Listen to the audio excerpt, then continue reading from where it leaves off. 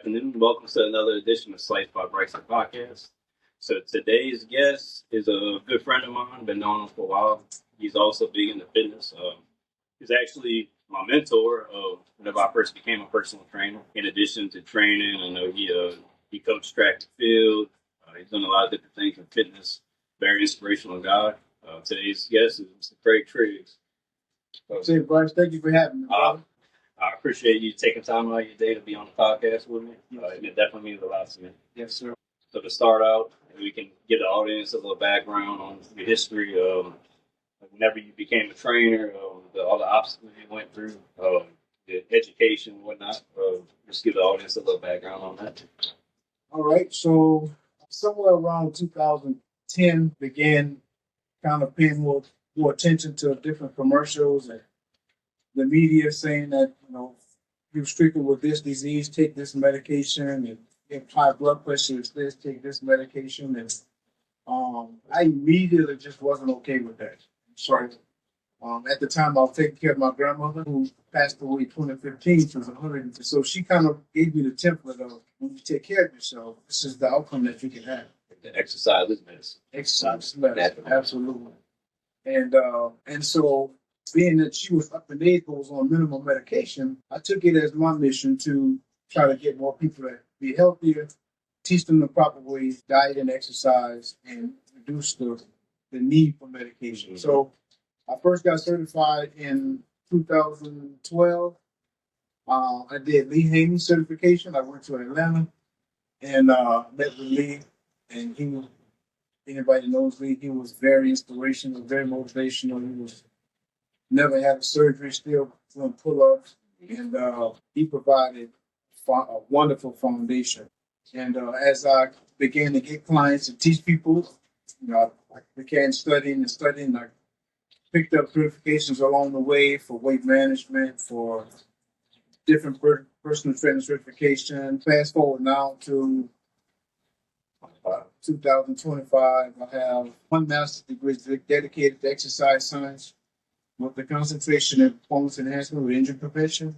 And I'm only saying that to say, I felt like I needed that much knowledge because I wanted to be able to help people as much as I can. So, got a lot of people with injuries out there. I never realized that until I started training. Everybody, a lot of people have. That's true, Bryce. Different injuries that they work on. You got to work around those. That's true. That's true. That's very true. That's very true. So that's kind of where I'm at now, and I'm a lifelong learner, and I learn from Bryce. I learn from everybody. I learn from whatever situation life presents to teach me.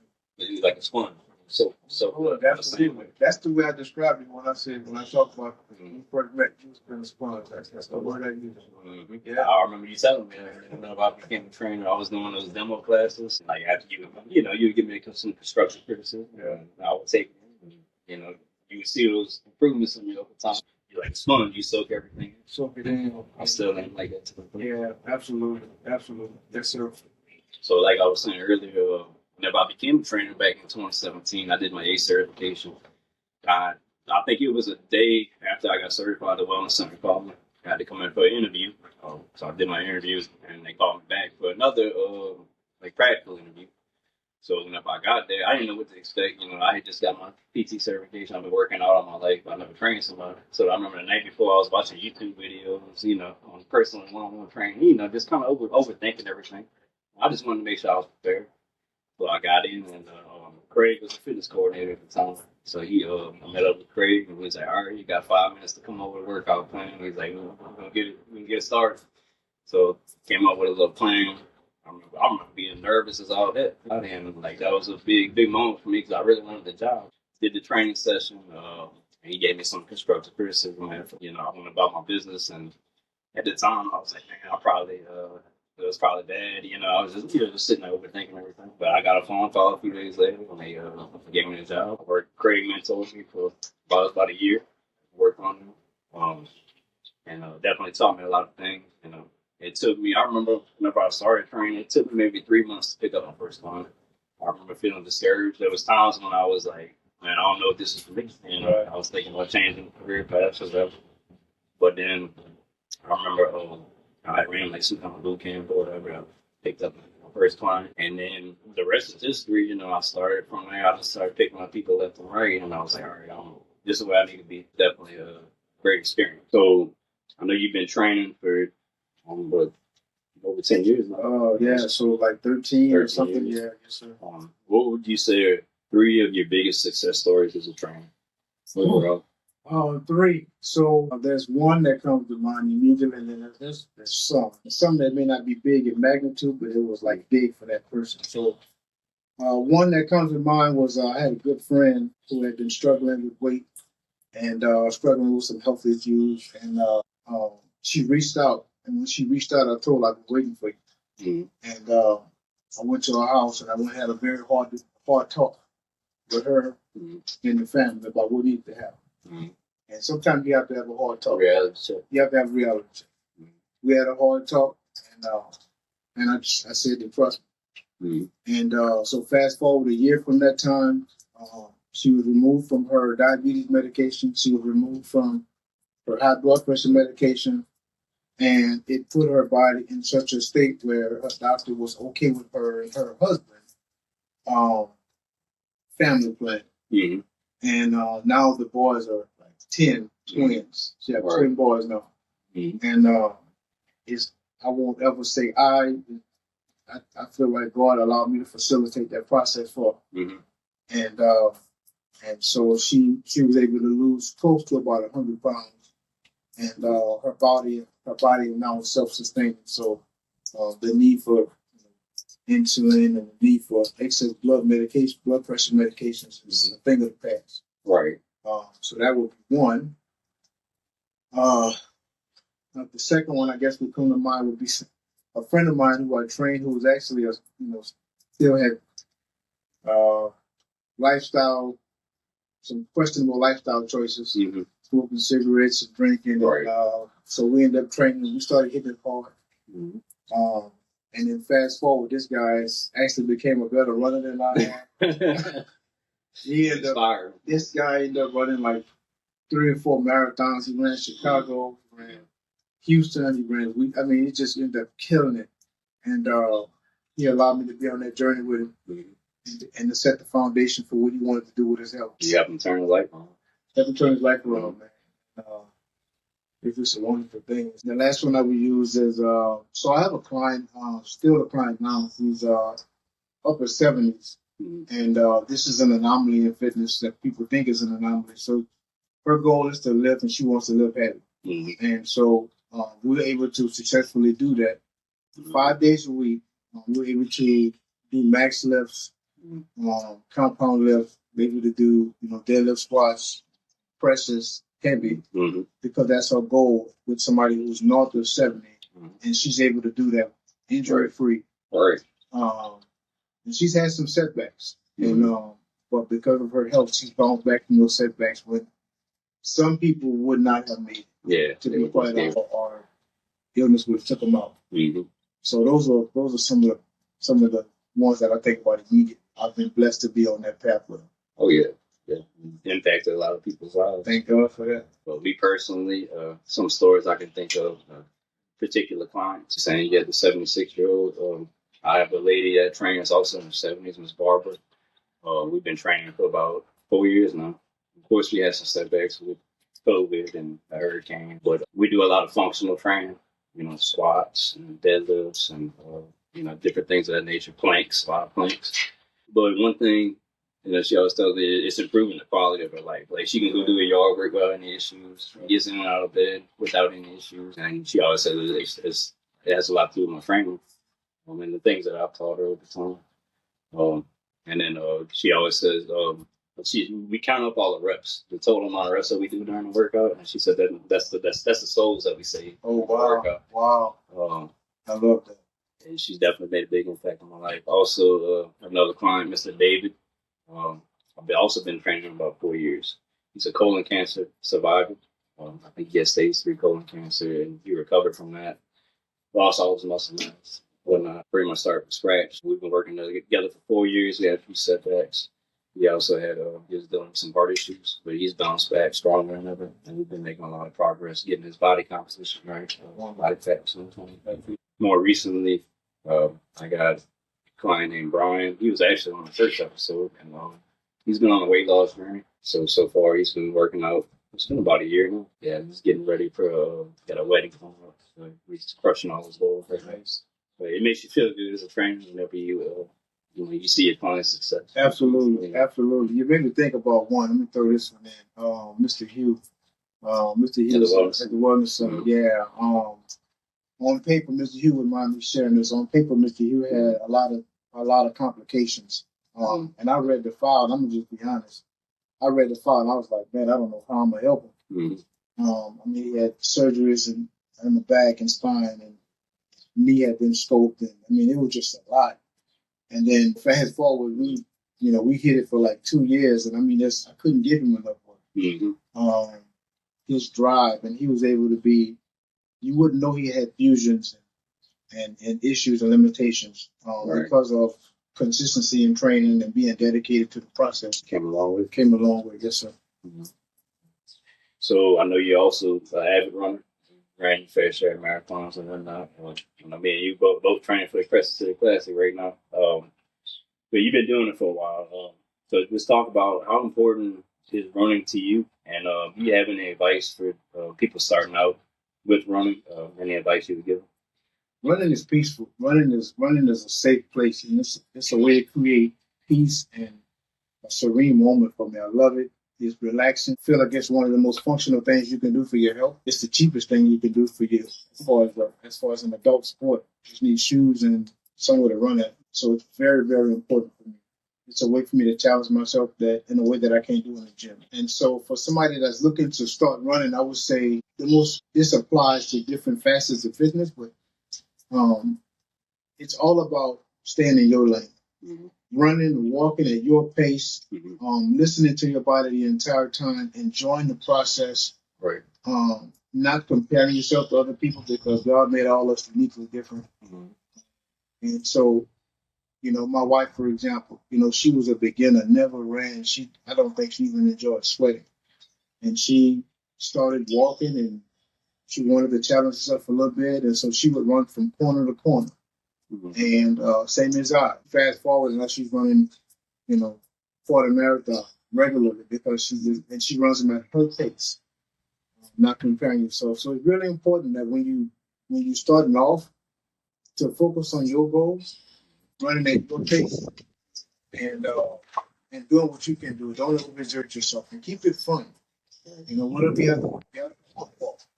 And immediately on the surface, that would be my suggestion for somebody beginning. Do you have any particular shoes that you recommend? Particular shoes. So the shoes that I would recommend would be the shoes that I would say are ideal for your foot. Yeah, absolutely. For your foot, for your arches. Some of the more popular brands, Saucony, Asics, Nikes, those are, New Balance. Those are all some popular brands, but the ones that you're going to be successful with is going to be the ones that are fit for your running style. Yeah, so if somebody's going to start off, I would highly recommend you get your gait analyzed. Your dimensions. Yeah, mm-hmm. Get your let somebody check your arches to see where your arches stand. If you need more support, neutral. If you need a neutral shoe, if you need max cushion shoe, and that way when you're starting with not just something that looks good, but starting with something that's going to facilitate your win as a runner. Right, something you can wear every day. Something just absolutely at work, around the house. That's the truth. Yes, be comfortable. Yeah. Okay. So I know you're also a man of faith. Me and you have had a lot of talks in the past. So how big of a role does faith play into your daily life and your fitness routine? Yeah. So faith is my life. Mm-hmm. We don't do anything on our own.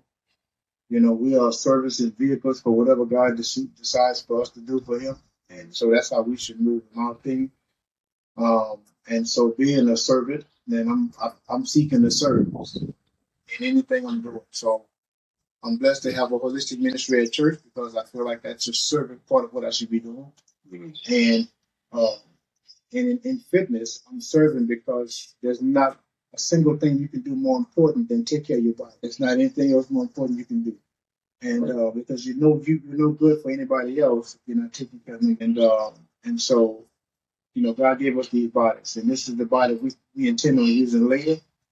So we should take care of this one now so that we can have a good body to use later. Right. And God allows us to do that, keeping Him first in everything, now and later. Right. Always benefit. Same thing for me, like you're saying, body's a vessel. Yes. You got to take care of your body. Things you do, what you put into your body, and what you put your body through, and you carry it over on everything else. As trainers, as fitness professionals, we want to lead by example. With a good example.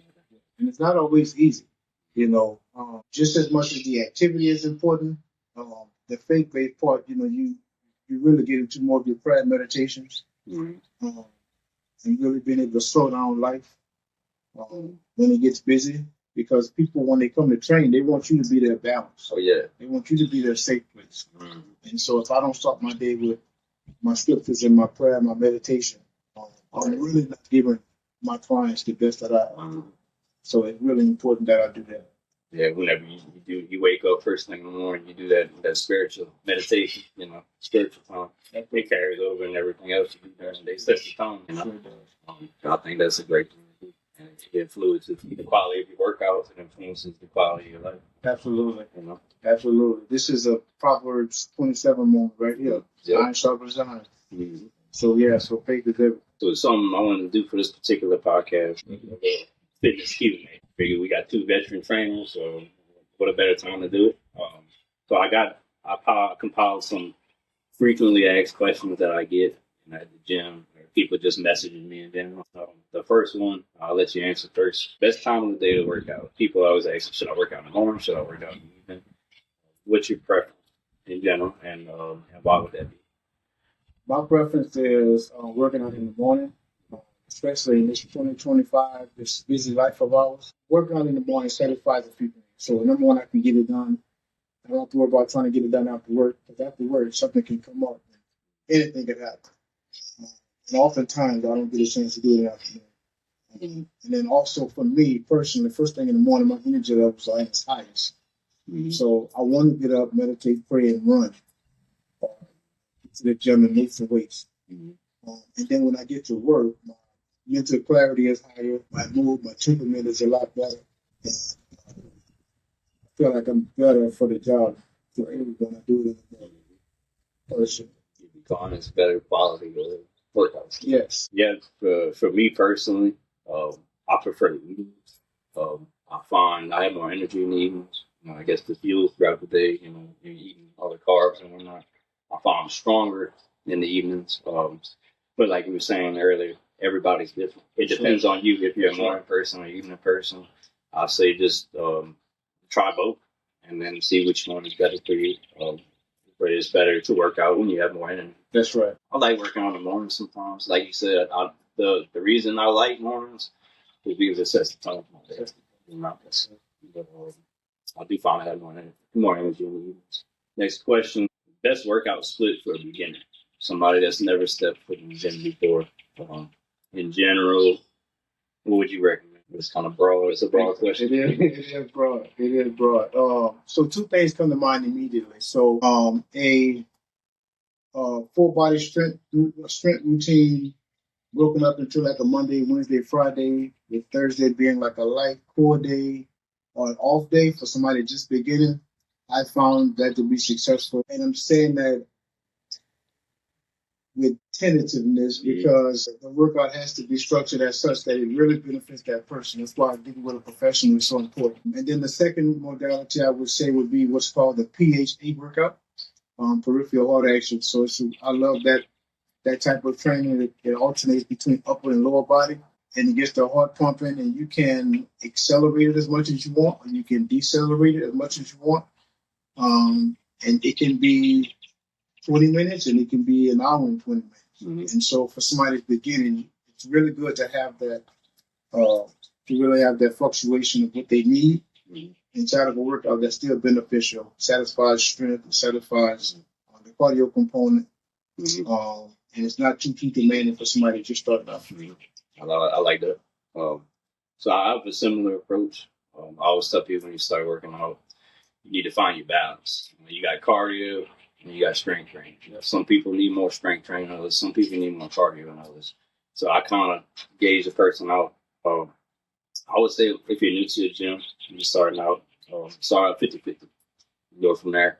Um, One program I put a lot of beginners on is really, like you said, Monday, Wednesday. I always recommend doing full body workouts.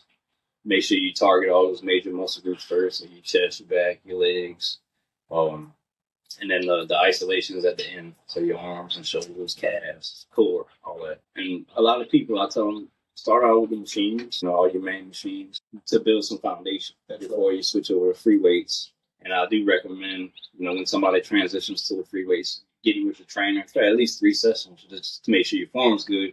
Because when you do a free weight exercise, you put yourself at a greater risk for injury if your form's not good. Absolutely. But if your form's good, you will get more out of it. So I always recommend people starting on 3 days a week, full body, machine-based workouts. And then on Tuesdays and Thursdays, I would recommend, like you said, cardio, conditioning days. Put a little bit of core work in there, 30 minutes to an hour of cardio. Find what you prefer. Some people like the treadmill, some people like the elliptical. Ellipticals are easier on the knees. Whole body's in motion. That's a good cardio workout.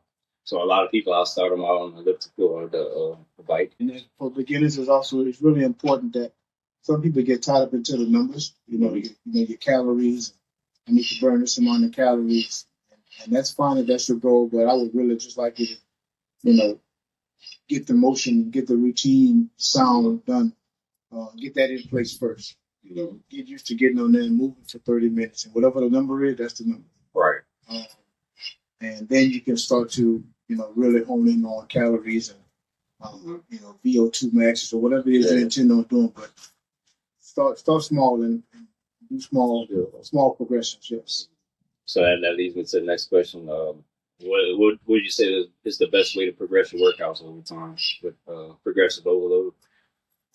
So I wouldn't say this would be for a beginner, but the best way I say to progress is, number one, you have to be assessing somehow. You have to have some way of measuring what are you doing, so you can know what do you need to do next. Right. And so you have to have your numbers, your metrics, but small increments. Either depending on the person's goals, small increments in repetitions, small increments in weight, small as in 2.5 pounds increase than what you did last week. Mm-hmm. That's a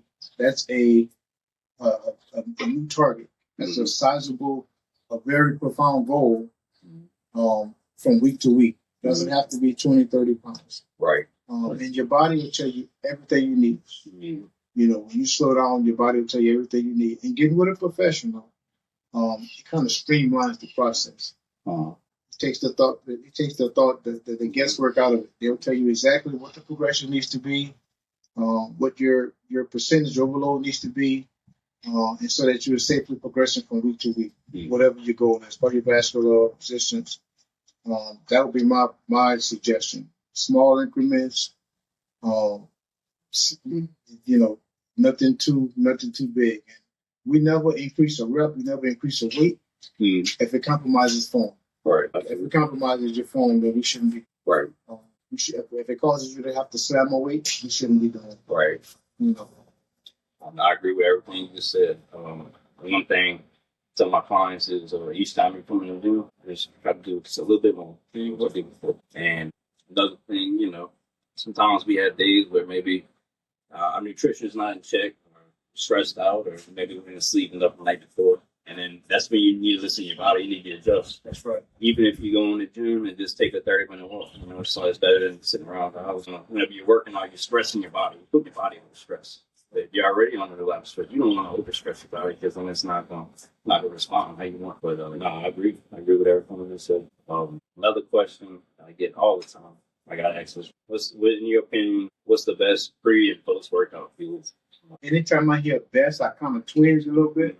Like, what's the best? I don't know that there's a best. There's a best for a particular person. Me personally, the fuel type depends on the activity. So the way I fuel for a run is going to be different than I fuel for a strength workout. And so for me personally, so that for a run, I'm going to run at 4 o'clock. I might give me some oatmeal peanut butter, and 4 to 8 ounces of water, probably an hour before.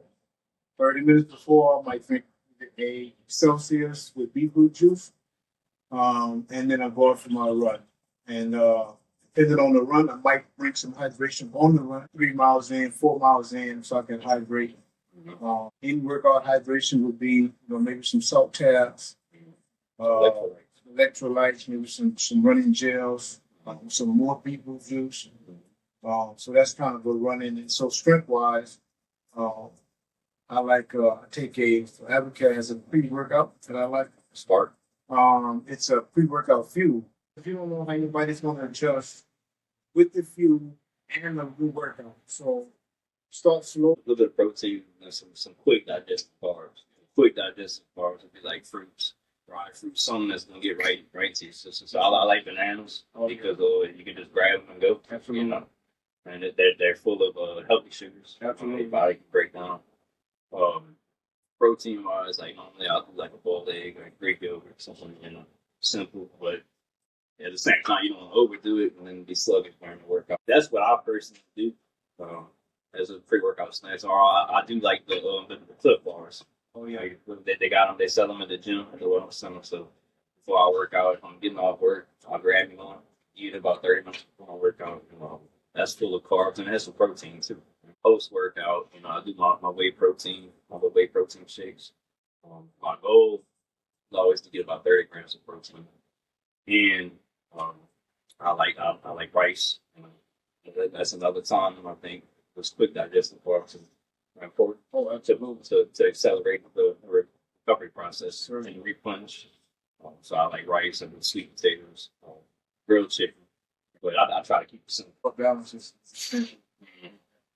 And that's the question I get all the time. Like, and then I also have the training people, and then they start getting like it. And I always ask them like, "Did you can't work out?" It's always the same thing. No, I made it to the inside. But you gotta find the hardware sometimes. And I always tell people that you have to, in for our area, South Louisiana, weight loss is a big one. Mm-hmm. But in order for you to have fuel for this, you have to eat. You have to eat very particularly. You have to get the fuel while maintaining. So you have to have a structured meal, but you certainly have to. Mm-hmm.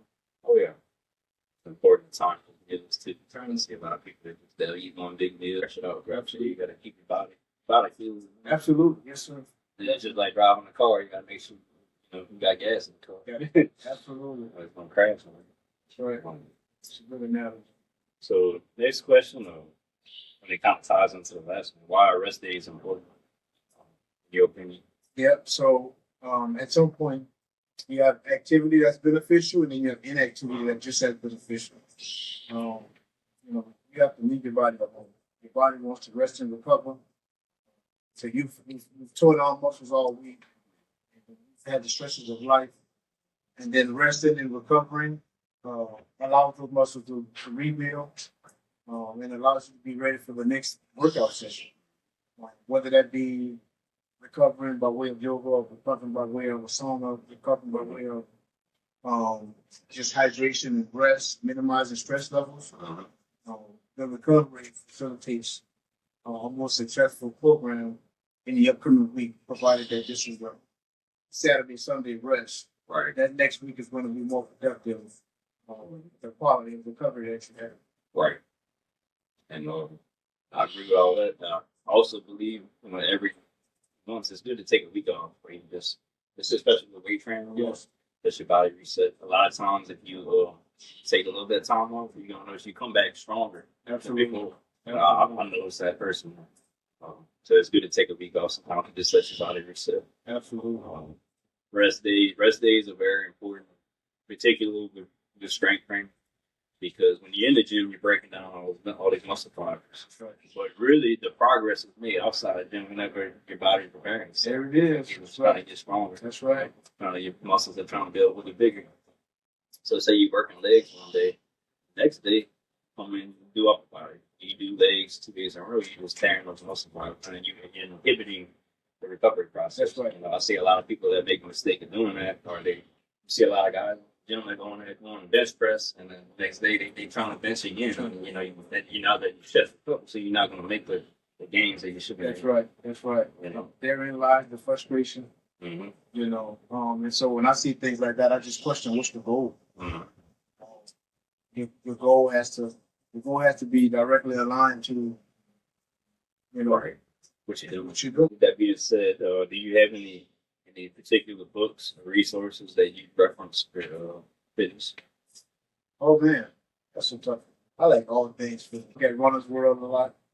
I'm subscribed to obviously Runner's World magazine. All of my textbooks from school, I reference them all the time. My anatomy books, my physiology books, my NASM speed training books. I mean, it's all of those are good references, man. And then to be honest, man, you know, it's really good to really just get with other professionals. Mm-hmm. You know, let's throw ideas off each other. Let's be the science of this training. That helps as well as, you know, the foundational knowledge that you can get from the books. Right. Apps and things like that. I have some reform in reference. My textbooks from school is really what I kind of fall back on. I'm the same with I still got my ACE books. You know, I got the ACE app, so I do use that from time to time. And like I was telling you earlier, even though we've been training for 5+ years, we're still soaking them out. So we still look out. You need those refreshers sometimes. Absolutely, you know? Absolutely. One book that I use, I got Jim Stepani's Encyclopedia of Muscle and Strength. This is a really good book right here. I have it for a while. Ordered it up on Amazon. So in this book, you have a lot of different programs that you can look at, a lot of different exercises. They kind of tell you, they break down different exercises for different muscle groups and which ones are some of the more effective ones at targeting certain muscle. Kreig, you got anything else you wanted to bring up? Man, this was fun. There's a lot when you know, like I said, if you don't use it, you lose it. And just having this discussion just brought back things that I obviously didn't use because I had to think a little harder, but that's good.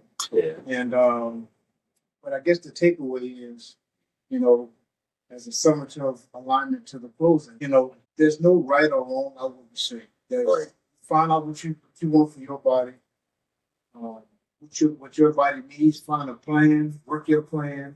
If you need to make an adjustment, adjust your plan. It doesn't mean that you have fallen off or messed up. Make an adjustment to your plan and keep focused. Just keep going, stay in your lane, and win your race however you need to win. You know, don't compare yourself to people. Right. Everybody's body is different. Physically, everybody's body is different. Mm-hmm. Be happy along the way. Enjoy the process. Kreig is a great podcast. I appreciate you coming on. Man, taking time out of your day, bro. I enjoy it. Yes, sir. Wonderful. Yes, sir. Yes, indeed, man. Good luck to you in future sessions. I appreciate that. Yes, sir. You too.